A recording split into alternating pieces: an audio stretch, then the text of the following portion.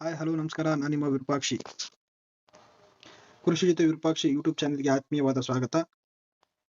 ಅದೇ ರೀತಿ ಕೃಷಿ ಜೊತೆ ವಿರೂಪಾಕ್ಷಿ ಇನ್ಸ್ಟಾಗ್ರಾಮ್ ಪೇಜ್ಗೂ ಆತ್ಮೀಯವಾದ ಸ್ವಾಗತವನ್ನು ಕೋರ್ತಾ, ನಾನಿವತ್ತು ಯಾವ ವಿಷಯದ ಕುರಿತಂತೆ ಹೇಳೋದಕ್ಕೆ ಬರ್ತಾ ಇದ್ದೀನಪ್ಪ ಅಂತಂದ್ರೆ, ಮುಂಗಾರು ಹಂಗಾಮಿನ ರೈತ ಬೆಳೆ ಸಮೀಕ್ಷೆ ಆ್ಯಪ್ 2026-27 ಈ ಆ್ಯಪ್ನ ನಮ್ಮ ಕರ್ನಾಟಕ ಸರ್ಕಾರದವರು ಒಂದು ಬಿಡುಗಡೆ ಮಾಡಿದ್ದಾರೆ. ಆ ಆ್ಯಪಿನ ಕುರಿತಂತೆ ನಾನು ಇವತ್ತು ಸಂಪೂರ್ಣವಾಗಿ ಆ ಆ್ಯಪ್ನ ಯಾವ ರೀತಿ ರಿಜಿಸ್ಟ್ರೇಷನ್ ಮಾಡಬೇಕು ಮತ್ತು ಯಾವ ರೀತಿ ಇನ್ಸ್ಟಾಲ್ ಮಾಡಿದ ನಂತರ ತಮ್ಮ ಕ್ಷೇತ್ರದಲ್ಲಿ ಒಂದು ಯಾವ ರೀತಿ ಒಂದು ಬೆಳೆಯನ್ನ ಸಮೀಕ್ಷೆ ಮಾಡಬೇಕು ಅನ್ನೋದ್ರ ಕುರಿತಂತೆ ಈ ಒಂದು ವಿಡಿಯೋದಲ್ಲಿ ಸಂಪೂರ್ಣವಾದ ಮಾಹಿತಿಯನ್ನ ನೀಡ್ತಾ ಇದ್ದೇನೆ.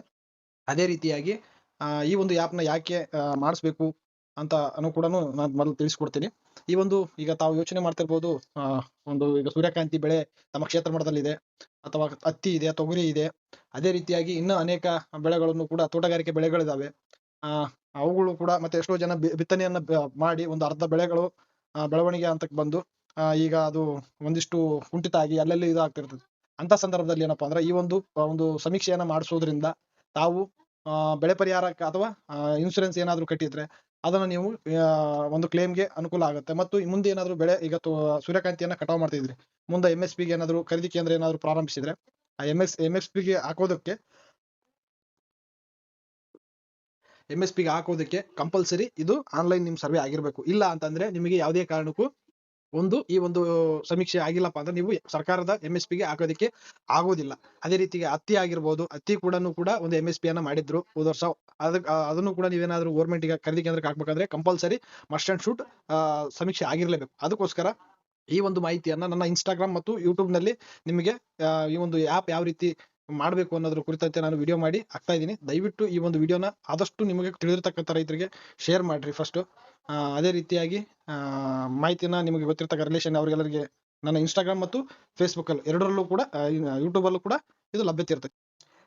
ಈಗ ಈ ಒಂದು ಆ್ಯಪ್ನ ಯಾವ ರೀತಿ ಇನ್ಸ್ಟಾಲ್ ಮಾಡ್ಬೇಕು ಅನ್ನೋದನ್ನ ನಾನು ಹೇಳ್ತಾ ಹೋಗ್ತೀನಿ, ಬನ್ನಿ. ಫಸ್ಟ್ ನಿಮ್ಮ ಒಂದು ಪ್ಲೇ ಸ್ಟೋರ್ ನಲ್ಲಿ ನೀವು ಹೋದ್ಮೇಲೆ ಇಲ್ಲಿ ನೀವು ಟೈಪ್ ಮಾಡಬೇಕು ಮುಂಗಾರು ಹಂಗಾಮಿನ ಬೆಳೆ ಸಮೀಕ್ಷೆ ಅಂತ ಟೈಪ್ ಮಾಡುತ್ತೆ ಅಂತಂದ್ರೆ ಅಲ್ಲಿ ನಿಮ್ಗೆ ಕೆಳಗಡೆ ನೋಡ್ಬೋದು ಮುಂಗಾರು ಹಂಗಾಮಿನ ಬೆಳೆ ಸಮೀಕ್ಷೆ 2026-27 ಅಂತ ಇಲ್ಲಿ ಬರುತ್ತೆ. ಇದನ್ನ ನಾನು ಇನ್ಸ್ಟಾಲ್ ಮಾಡಿದ್ದೀನಿ. ಇದನ್ನ ಇನ್ಸ್ಟಾಲ್ ಮಾಡ್ಬೇಕು. ಇನ್ಸ್ಟಾಲ್ ಮಾಡಿದ್ಮೇಲೆ ನಿಮಗೆ ಇನ್ಸ್ಟಾಲ್ ಮಾಡ್ಬೇಕಾದ್ರೆ ಈ ರೀತಿ ಒಂದು ತಿರುಗುತ್ತೆ, ತಾವು ವೇಟ್ ಮಾಡಬೇಕು. ಇನ್ಸ್ಟಾಲ್ ಆದ್ಮೇಲೆ ಈ ತರ ಒಂದು ಪೇಜ್ ಓಪನ್ ಆಗುತ್ತೆ. ಈ ತರ ಓಪನ್ ಆದ್ಮೇಲೆ ನಿಮಗೆ ಒಂದು ಕೆಳಗಡೆ ಏನಾಗುತ್ತೆ ಅಲ್ಲಿ ಅಗ್ರಿ ಅಂತ ಇರುತ್ತೆ. ಆ ಅಗ್ರಿ ಅಂತಕ್ಕಂಥ ಬಟನ್ ಕ್ಲಿಕ್ ಮಾಡಿದ್ಮೇಲೆ ನೆಕ್ಸ್ಟ್ ಈ ರೀತಿ ಒಂದು ಪೇಜ್ ಓಪನ್ ಆಗುತ್ತೆ. ಇಲ್ಲಿ ನೋಡ್ಬೋದು ಏನು KYC ಮೂಲಕ ಆಧಾರ್ ಅನ್ನ ದೃಢೀಕರಿಸಿ ಅಂತ ಏನಿದೆಯಲ್ಲ, ಇಲ್ಲಿ ನಿಮ್ಮ ಒಂದು ಆ ಬಟನ್ ಮೇಲೆ ಕ್ಲಿಕ್ ಮಾಡಬೇಕು. ಆ ರೀತಿ ಬಟನ್ ಮೇಲೆ ಕ್ಲಿಕ್ ಮಾಡಿದ್ಮೇಲೆ ಈ ಒಂದು ಶೀಟ್ ಓಪನ್ ಆಗುತ್ತೆ. ಏನು ಇಲ್ಲಿ ಕಾಣ್ತಾ ಇದೆಯಲ್ಲ, ನಿಮ್ಮ ಆಧಾರ್ ಸಂಖ್ಯೆಯನ್ನ ನೀವು ಅಲ್ಲಿ ನಮೂದಿಸಬೇಕು. ನಮೂದನೆ ಮಾಡಿದ್ಮೇಲೆ ಅದೇ ರೀತಿ ಕೆಳಗಡೆ OTP ಅಂತ ಒಂದು ಇರುತ್ತೆ. ಅದ್ರ ಮೇಲೆ ಕ್ಲಿಕ್ ಮಾಡಿದ್ಮೇಲೆ OTP ಪಡೀರಿ ಅಂತಕ್ಕಂಥದ್ದು ಐತಲ್ಲ, ಅದ್ರ ಮೇಲೆ ಕ್ಲಿಕ್ ಮಾಡಿದ್ಮೇಲೆ OTP ಬರುತ್ತೆ. ನಿಮ್ಮ ಯಾವ್ದು ಆಧಾರ್ ಕಾರ್ಡ್ ಲಿಂಕ್ ಇರುತ್ತೆ ಆ ಒಂದು OTP ಯನ್ನ ನೀವು ನಮೂದಿಸಬೇಕು. ನಮೂದಿಸಿದ ಮೇಲೆ ಈ ರೀತಿ ಒಂದು ಪೇಜ್ ಓಪನ್ ಆಗುತ್ತೆ. ಈ ಒಂದು ಪೇಜ್ ಓಪನ್ ಆದ್ಮೇಲೆ ಇಲ್ಲಿ ಮೊಬೈಲ್ ಸಂಖ್ಯೆ ಅಂತ ಏನಿದೆಯಲ್ಲ, ಇಲ್ಲಿ ನಿಮ್ಮ ಆಧಾರ್ ಕಾರ್ಡ್ ಲಿಂಕ್ ಇರೋ ಒಂದು ಮೊಬೈಲ್ ನಂಬರ್ನ ನೀವು ಅಲ್ಲಿ ಟೈಪ್ ಮಾಡಬೇಕು. ಆ ಟೈಪ್ ಮಾಡಿದ್ಮೇಲೆ ಹಿಂದಿರುಗು ಮತ್ತು ಸಕ್ರಿಯಗೊಳಿಸಿ ಅಂತ ಇದೆಯಲ್ಲ, ಆ ಸಕ್ರಿಯಗೊಳಿಸುವಂತಿದೆಯಲ್ಲ, ಈ ಒಂದು ಸಕ್ರಿಯಗೊಳಿಸುವಂತಕ್ಕಂಥ ಒಂದು ಬಟನ್ ಮೇಲೆ ಕ್ಲಿಕ್ ಮಾಡಬೇಕು. ಸಕ್ರಿಯಗೊಳಿಸುವಂತ ಬಂದ್ಮೇಲೆ ನಿಮಗೊಂದು ಸೂಚನೆಯನ್ನು ಕೊಡುತ್ತೆ. ನಿಮ್ಮ ನಮೂದಿಸಿರೋ ಮೊಬೈಲ್ ಸಂಖ್ಯೆಗೆ ಸರಿಯಾಗಿದೆ ಅಂತ. ಸರಿಯಾಗಿದೆ ಇಂತ ಸರಿಯಾಗಿತ್ತಂದ್ರೆ ಹೌದು ಅಂತ ಅನ್ಬೇಕು, ಇಲ್ಲ ಅಂದ್ರೆ ಇಲ್ಲ ಅನ್ಬೇಕು. ಆಮೇಲೆ ಏನಾಗುತ್ತೆ, OTP ಅಂದ್ರೆ ನೀವು ಕಳಿಸಿದಂತ ನಂಬರ್ ಹಾಕಿರ್ತಿಲ್ಲ, ಆ ನಂಬರ್ಗೆ OTP ಬರುತ್ತೆ. OTP ಬಂದ್ಮೇಲೆ ಆ ನಂಬರ್ನ ನೀವು ಸರಿ ಅಂತೇನೆ ಇಲ್ಲಿ ಇದೆಯಲ್ಲ,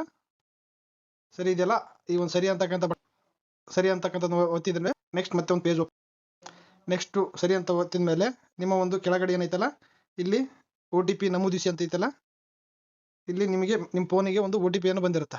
ಆ OTP ನಂಬರ್ ಅನ್ನ ನೀವು ಅಲ್ಲಿ ನಮೂದಿಸಬೇಕು. ನಮೂದಿಸಿದ ಮೇಲೆ ಅದ್ರ ಕೆಳಗಡೆ ಏನಪ್ಪಾ ಅಂದ್ರೆ ಸಲ್ಲಿಸಿ ಅಂತ ಐತಲ್ಲ, ಅಲ್ಲಿ ಸಲ್ಲಿಕೆ ಮಾಡಬೇಕು.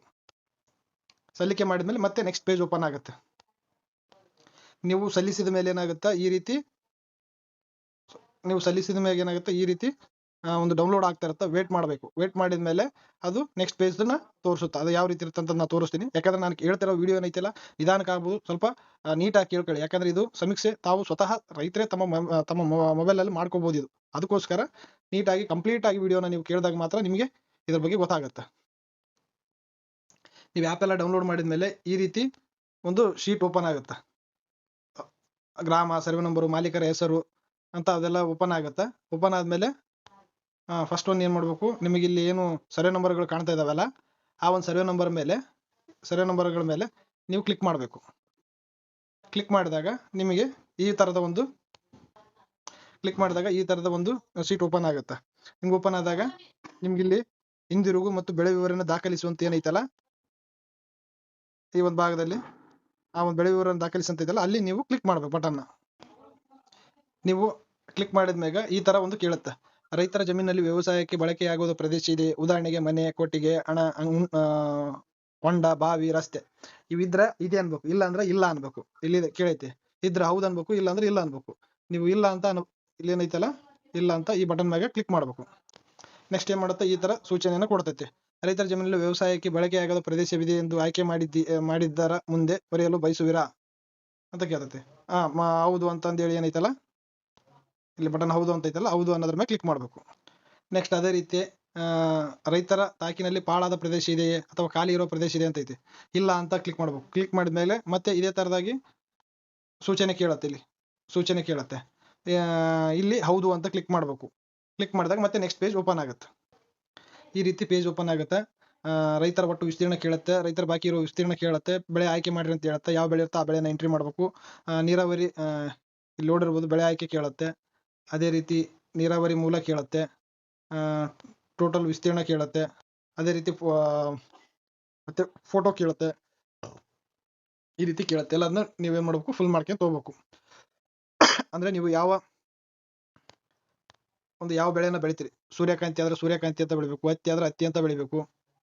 ಅದೇ ರೀತಿ ನೀರಿನ ಆಯ್ಕೆ ಕೇಳುತ್ತೆ, ನೋಡ್ಬೋದು ಈ ತರ ಕೇಳುತ್ತೆ ಸೂಚನೆ. ಇಲ್ಲಿ ಸೂರ್ಯಕಾಂತಿ ಆಯ್ಕೆ ಮಾಡ್ಕೊಂಡಿರಿ ಅಂತ ಕೇಳುತ್ತೆ. ಅವಾಗ ಸರಿ ಅಂತಂದೇಳಿ ನೀವು ಬಟನ್ ಕ್ಲಿಕ್ ಮಾಡ್ಬೇಕು. ಮತ್ತೇನಪ್ಪ ಅಂದ್ರೆ ಬೆಳೆ ಶುದ್ಧವಾಗಿದೆ ಬೆಳೆ ಅಂತ ಕೇಳ್ತಾ, ಇಲ್ಲಿ ನೀವು ಶುದ್ಧವಾಗಿ ಬೆಳೆ ಅಂದ್ರೆ ಅದ್ರಾಗ ಏನಾದ್ರು ಮಲ್ಟಿ ಕ್ರಾಪ್ ಹಾಕಿಲ್ಲಪ್ಪ ಅಂದ್ರೆ ಶುದ್ಧ ಬೆಳೆ ಅನ್ಬೇಕು. ಮಿಸ್ ಅಂತರ ತೊಗರಿ ಮತ್ತೆ ಸೂರ್ಯಕಾಂತಿ ಅಥವಾ ಸಜ್ಜೆ ಹಾಕಿರಪ್ಪ ಅಂದ್ರೆ ಮಿಶ್ರ ಬೆಳೆ ಅಂತ ಆಯ್ಕೆ ಮಾಡ್ಕೋಬೇಕು. ಮತ್ತೆ ಏನಪ್ಪಾ ವರ್ಷಗಳ ಕೇಳುತ್ತೆ, ಮತ್ತೆ ಯಾವ ತಿಂಗಳಲ್ಲಿ ಬಿತ್ತನೆ ಮಾಡಿರಂತ ಕೇಳುತ್ತೆ. ಅದೇ ರೀತಿಯಾಗಿ ಯಾವ ತಾರೀಕಿನಲ್ಲಿ ಬಿತ್ತನೆ ಅಂತ ಕೇಳುತ್ತೆ, ನೋಡ್ಬೋದು. ಇದನ್ನ ಎಂಟ್ರಿ ಮಾಡ್ಬೇಕು. ನೀರಾವರಿ ವಿಧಾನ ಅಂತ ಕೇಳಿದೆ, ನೀರಾವರಿಗೆ ಇತ್ತು. ಇಲ್ಲಿ ನೀರಾವರಿದು ಮೂಲ ಕೇಳುತ್ತೆ. ಅದೇ ರೀತಿಯಾಗಿ ಎಷ್ಟು ಎಕರೆ ವಿಸ್ತೀರ್ಣ ಅಂತ ಕೇಳುತ್ತೆ.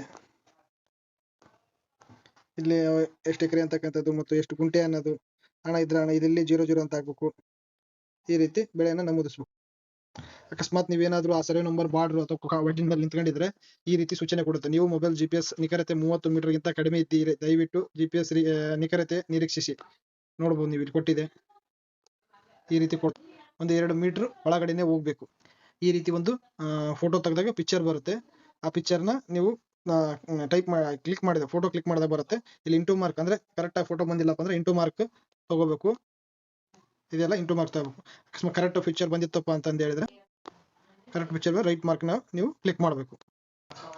ಈ ರೀತಿ ಮಾಹಿತಿ ಸೇರಿಸಿ ಅಂತಕ್ಕಂಥ ಬಟನ್ ಮೇಲೆ ಕ್ಲಿಕ್ ಮಾಡಿದ್ಮೇಲೆ ಈ ಒಂದು ಪೇಜ್ ಏನೈತಲ್ಲ ಇದು ಓಪನ್ ಆಗುತ್ತೆ. ಇಲ್ಲಿ ನಿಮಗೆ ಕೇಳಿರುತ್ತೆ ಅಂದ್ರೆ ನೀವು ಸರ್ವೆ ನಂಬರ್ ಹೇಳುತ್ತೆ, ನಿಮ್ದು ಎಷ್ಟು ಎಕರೆ ಐತೆ ಅಂತ ಹೇಳುತ್ತೆ, ನೀವು ಶುದ್ಧ ಬೆಳೆ ಅಂತ ಆಯ್ಕೆ ಮಾಡ್ಕೊಂಡಿರಿ, ಸೂರ್ಯಕಾಂತಿ ಅಂತ ಮಾಡಿರಿ, ಋತು ಬೆಳೆ ಎಲ್ಲದನ್ನ ಕೊಡುತ್ತೆ. ಇಲ್ಲಿ ಏನೈತಲ್ಲ ಮಾಹಿತಿ ಸರಿಯಾಗಿದೆ ಅಂತ ಈ ಬಟನ್ ಏನೈತಲ್ಲ ಇದ್ರ ಮ್ಯಾಗ ನೀವು ಕ್ಲಿಕ್ ಮಾಡ್ಬೇಕು. ಇದ್ರ ಮ್ಯಾಗ ಕ್ಲಿಕ್ ಮಾಡಿದಾಗ ಮತ್ತೆ ನೆಕ್ಸ್ಟ್ ಈ ರೀತಿ ನೀವು ನೋಡಬಹುದು ಕೆಳಗಡೆ ಸೂರ್ಯಕಾಂತಿ 7 ಎಕರೆ 22 ಗುಂಟೆ ಅಂತಕ್ಕಂಥದ್ದು ಇಲ್ಲಿ ಮಾಹಿತಿ ಸೇರಿಸಲಾಗಿದೆ. ಇದನ್ನ ಏನ್ ಮಾಡಬೇಕು, ಇಲ್ಲಿ ಕೆಳಗಡೆ ಇದೆಲ್ಲ ವಿವರಗಳನ್ನು ಉಳಿಸಿ ಅಂತಕ್ಕಂಥ ಬಟನ್ ನ ಕ್ಲಿಕ್ ಮಾಡಬೇಕು. ಆಮೇಲೆ ಏನಾಗುತ್ತೆ, ವಿವರಗಳನ್ನು ಉಳಿಸಿ ಅಂತಂದ್ರೆ ಬೆಳೆ ವಿವರಗಳನ್ನು ಯಶಸ್ವಿಯಾಗಿ ಅಪ್ಲೋಡ್ ಮಾಡಲಾಗಿದೆ ಅಂತ ನಿಮಗೆ ಫೈನಲ್ ರಿಸಲ್ಟ್ ಬರುತ್ತೆ.